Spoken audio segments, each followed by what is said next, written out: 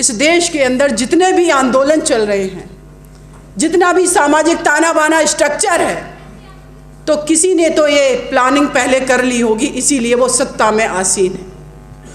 आबादी हम लोगों की ज़्यादा है, इस देश के अंदर करीब 90% आबादी है ओबीसी, एससी, एसटी माइनॉरिटी की। हम बार बार ब्लेम करते हैं, हमारा आरक्षण ले लिया, हमारे साथ भेदभाव किया, हम अभी तक एक नहीं हो पाए, हम सत्ता में नहीं पहुंच पाए, हमारे साथ निरंतर भेदभाव हो रहा है। और फिर मंच से नारा लगता है, वोट हमारा राज तुम्हारा, नहीं चलेगा नहीं चलेगा। इस नारे का चरितार्थ पता है हम ही लोगों को? इस नारे का चरितार्थ है कि इस देश की जो बहुसंख्यक आबादी है, जो बहुजन आबादी है, उसके पास वोट का अधिकार है और इस वोट के अधिकार से राज उसका चल रहा है और हम अपने वोट का यूज भी नहीं, अपने हित के लिए नहीं कर पा रहे हैं। क्यों? इसके पीछे कारण क्या है? मेरा ये मानना है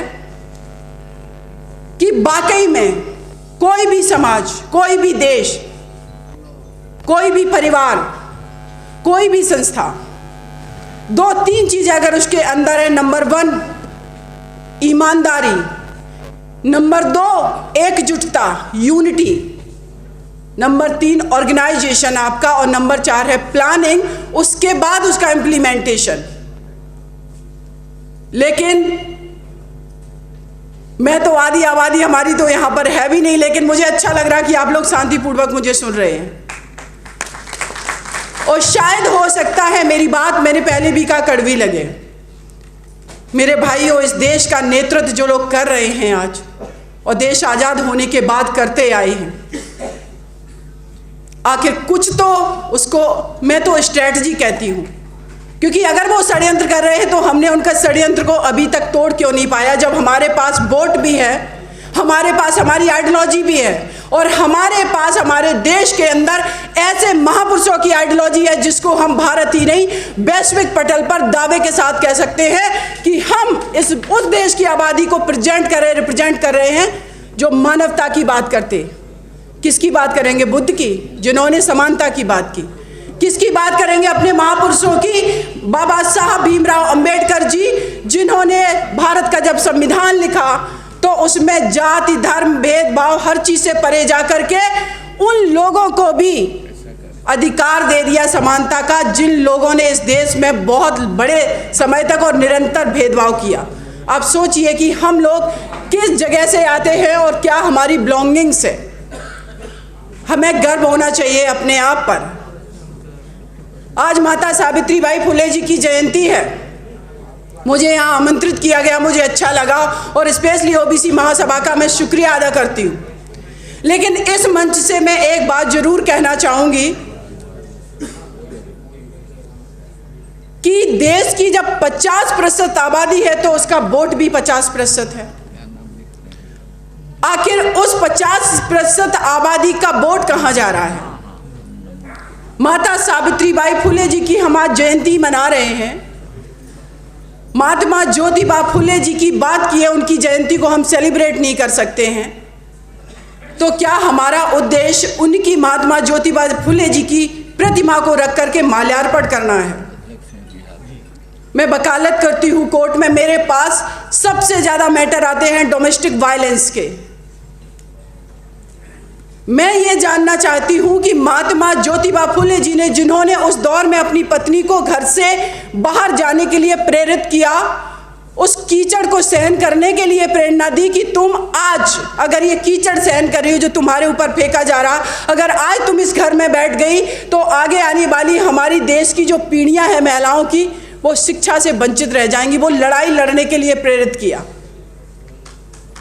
लेकिन आज मैं सोचती हूँ कि आज से करीब 150-125 साल, पौने 200 साल पहले एक व्यक्ति इतना प्रोग्रेसिव माइंड का पर्सन था, महात्मा ज्योतिबा फुले जी इतने प्रोग्रेसिव माइंड थे कि उस दौर में जब स्त्रियों को घर से निकलने की आज़ादी नहीं थी, चाहे वो किसी भी समाज की स्त्री हो, उन्होंने अपनी पत्नी को घर से बाहर निकाला। लेकिन सभागार में मेरे बैठे भाई अपनी पत्नियों को क्यों नहीं ला पाते हैं? फेसबुक पर अपनी ओपिनियन देने वाले, मीडिया में ओपिनियन देने वाले, सार्वजनिक मंच पर भाषण देने वाले, इनकी पत्नियां क्या कर रही हैं, इनकी बेटियां क्या कर रही हैं, इनकी माताएं क्या कर रही हैं सिवाय रोटी बनाने के अलावा? कभी सोचा है? हम लोग बन गए हैं सामाजिक संगठन बना करके ठेकेदार की, हम पॉलिटिक्स में परिवर्तन करेंगे, सत्ता का परिवर्तन करेंगे। लेकिन आपने कभी सोचा है कि जो घर में 50% आबादी है आपकी पत्नी के रूप में, बेटी के रूप में, माता के रूप में, वो भी इस देश की पूंजी हो सकती थी। देश ही नहीं, समाज की, ओबीसी समाज की, एससी समाज की, आपकी परिवार की पूंजी हो सकती थी। लेकिन आपने अपने विचारों को सार्वजनिक करने के लिए, लेकिन आपने अपनी चीज़ों को स्थापित करने के लिए उसको आपने घर की चार दीवारी में बंद कर दिया। इस देश की जब बहन जी मुख्यमंत्री बनी उत्तर प्रदेश में, वो बात अलग है कि लोग कितनी भी उनकी बात ना करें, आलोचना करें बहुत सारे चीज़ों पे, जब जैसे ही हम एंटर करते हैं उत्तर प्रदेश के अंदर स्ट्रक्चर दिखाई पड़ता है। अंबेडकर पार्क, लखनऊ में परिवर्तन चौक बना है, वहाँ पर सिर्फ दलित समाज की मूर्तियाँ नहीं हैं, वहाँ पर हमारे सारे महापुरुषों की मूर्तियाँ हैं। इतनी हिम्मत किसने जुटाई? वो निडरता थी। ये बात मैं बहन जी का नाम इसलिए नहीं ले रही हूँ कि वो एक पार्टी से बिलोंग करती, मैं इसलिए ले रही हूँ कि अब एक स्त्री जब सत्ता में बैठती है तो वो ये सब करके दिखाती है। राजनीतिक लड़ाई आप लोग लड़ रहे हैं, पार्लियामेंट में भी जीतेंगे, विधानसभा में जीतेंगे, लेकिन आपके घर की स्त्री कैसे लड़ाई लड़े इस समाज को आगे ले जाने के लिए, आपके परिवार को आगे ले जाने के लिए, उसको तो आपने घर की चार दीवारी में बंद कर दिया है। देश की प्रथम महिला प्रधानमंत्री बनी इंदिरा गांधी जी, आज पाकिस्तान के नाम पर पाकिस्तान ये कर देगा, पाकिस्तान वो कर देगा, दो टुकड़े कर दिए उन्होंने, क्योंकि निडरता, ईमानदारी जहां रहती है। आज इस कास्ट स्ट्रक्चर की बात हो रही थी, जातियों में बांट दिया, इसने बांट दिया, उसने। स्त्री कोशिश करती है ये जातिगत ढांचे को तोड़ने का प्रेम विवाह करके, और जब वो प्रेम विवाह करने की कोशिश करती है तो क्या किया जाता? ऑनर किलिंग कर दिया जाता है, मार दिया जाता है उसको। मैं कहती हूं कि इस भारत ही नहीं पूरे विश्व का स्ट्रक्चर अगर एक स्त्री के विचार से मॉडिफाइड कर दिया गया ना, तो शायद ना तो कोई किसी पर परमाणु बम गिराने की सोचेगा, जितना ये बॉर्डर पे हमारे आर्मी के भाई मारे जाते हैं, चाहे वो भारत के हो, चाहे पाकिस्तान, चाहे चाइना के, किसी भी कंट्री के, ये सब बंद हो जाएगा। कंपैशन है उसके अंदर, करुणा है। वही तो बुद्ध कहते हैं कि कंपैशन लाइए, युद्ध से कुछ नहीं होगा। तो ये चीज़ें सत्ता में भी इम्प्लीमेंट होंगी, और ये सत्ता में इम्प्लीमेंट होंगी तो आपके घरों में भी इम्प्लीमेंट होंगी। इसलिए अपने घर की स्त्री को भी निकालिए, उसको देश की पूंजी समझिए, उसको सिर्फ ऑब्जेक्ट मत समझिए। एक किसी के घर की स्त्री, जब मैंने निर्भया केस फाइट किया, बहुत लोग तो कहते हैं प्रोसिक्यूशन का केस था। मैं आज बता देना चाहती हूँ, SC ST और महिलाओं के खिलाफ मुकदमे में कंप्लेनेंट को सुना जाना जरूरी है। अगर उसको नहीं उसके एडवोकेट के माध्यम से सुना जाएगा, वो केस आगे नहीं बढ़ पाएगा। ये क्लियर करना बहुत जरूरी था। 4 लोगों को फांसी की सजा कराई मैंने। मैं आप लोगों को बताना चाहती हूँ, सुरेंद्र कोहली निठारी कांड हुआ था, आप लोग जान रहे होंगे, नोएडा में। वो व्यक्ति खून पी जाता था छोटे छोटे बच्चों का।